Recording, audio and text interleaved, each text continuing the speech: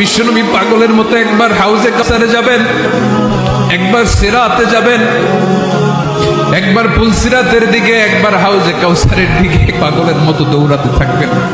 তার কোনো গুনাহগার উম্মত যাতে জাহান্নামে ঢুকে না যায়, সেদিন কেউ সুপারিশ করতে পারবে না বিশ্বনবী ছাড়া।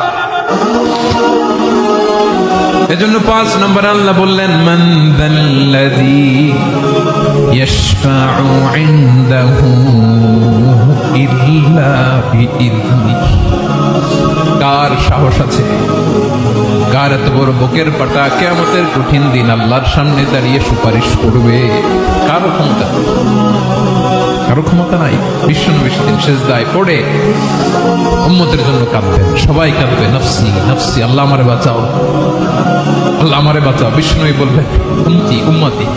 বিশ্বনবী আমার জন্য কাঁদবেন, আপনার জন্য কাঁদবেন, আমাদের জন্য সেদিন কেঁদে কেঁদে জাহান্নামের দরজায় দাঁড়িয়ে আমাদেরকে টেনে টেনে জান্নাতে ঢুকাবেন। এজন্য এই বিশ্বনবীর ভালোবাসা যেন আমাদের হৃদয়ে ভরপুর থাকে। আমার ভাইয়েরা, প্রতি শুক্রবার বিশ্বনবীর উপরে বেশি বেশি যেন আমরা দুরূদ পড়ি। আমরা যখন বিশ্বনবীর সালাম দেই, দুরূদ পড়ি,